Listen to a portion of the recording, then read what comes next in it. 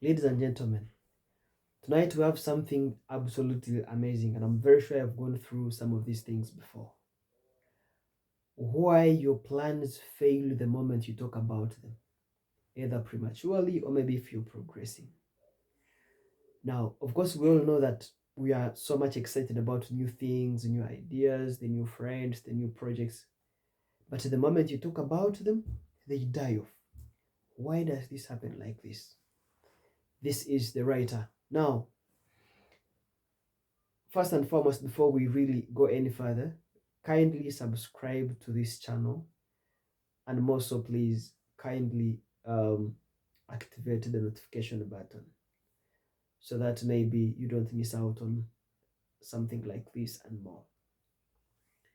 Now, there is power of silent manifestation. There is power in communicating with your own mind. But also, on the other hand, you lose that kind of power when you speak about it unnecessarily, especially when you speak to the wrong people. Even before we go through this video, every time you speak something, just know there is some kind of magnet, there is some kind of situation, or even evil powers around you that are listening. That's why when people speak about things, when people judge themselves and they say, maybe I will never make it in life, somehow it happens because the powers around them will have grabbed and taken what they have spoken, and it comes to reality with time. That was simply a small hint as we delve into this particular video. Now, the early stages of any idea, any mission, any project, those early stages are sacred and spiritual. So you really never have to speak about them anyhow, especially if you don't trust the people you're speaking to. Now, speaking about an idea too early may express some kind of doubt or judgment or even envy from the people around you. I mean, these people do not wish you well. And then you're trying to reveal this message or this idea to them. You really don't know the person who has taken the message. That's why in every little thing you do or you speak, just know someone is watching. You know, this world is spiritual, but some spiritual powers are invisible. Most of them are completely invisible.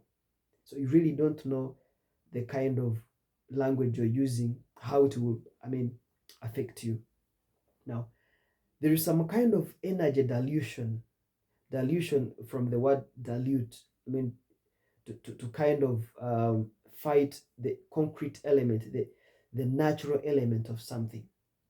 So there is some kind of energy dilution through speaking. Okay? Now, thoughts and intentions have strong energy in them that is contained within them. So speaking about such plans prematurely may leak the energy, okay? For example, if you really wanted to buy a car and tell a person, that kind of energy of having the vigor and the passion to buy a car, okay, is within you. But when you speak about it, you're kind of emptying what you initially had. Okay, let me give you an example of a balloon. Okay, when you get the air out of that balloon before it can stabilize in the air, it will have to come down, okay, before it is ready to fly. So the moment you speak about certain things before they mature, you're kind of diluting what you had. You're kind of emptying your mission or your ideas. Now, of course, there is always some kind of external interference, those external forces, and of course, once a plan is spoken about, somehow it is no longer yours. Because the reason is, why do you really speak to these people about your idea before it grows up? What is your intention? Just to have fun? It means you are now co-owners of the same idea, but you're two different people from different maybe religions, perceptions, and different cultures. You don't know how the other person will be able to understand your idea. Because let me give you an example. You can speak to someone. For example, you want to buy a nice TV, okay, a very beautiful TV from a certain brand, and this person says, I've had the same brand before, but really never worked for me. Okay, so somehow this person is trying to divert you from what you initially had, because now you co-own the idea that you'll have spoken to them. So those other external forces can easily distract you from what you had initially planned. But we also try to find out, I mean, there is that kind of ego attachment and soul purpose. Was your intention simply to know how it sounds? I mean, how the word or the statement buying a car, how it sounds, or how it really feels? There is always that kind of conflict. Sometimes when you speak about something, your mind may perceive it like you've already done it. Okay? So the motivation dies off. The moment you speak about something prematurely before it is really ready to hatch, your mind kind of gets into a situation where I think I'm done with it. So the motivation dies off, the inspiration dies off, and your dreams end up dying right there the moment you speak about them. So kind of now speaking becomes a substitute for action. Okay. The more you speak, eventually you feel familiar with your dream. You feel familiar with something you've spoken about several times, and then it is substituted for action. You should have acted, but you've spoken. That's how your dreams die off the very first day you speak about them. Now, of course, we cannot leave that hanging, but we also want to say that there's a lot of spirit, there's a lot of a lot of power in silence. Okay, the grooming, the shaping, the thinking, the meditation holds a lot of internal power. Okay, even before you speak about them, first think about them and then analyze them before you release them to the rest of the world, because you really don't know the person you're talking to.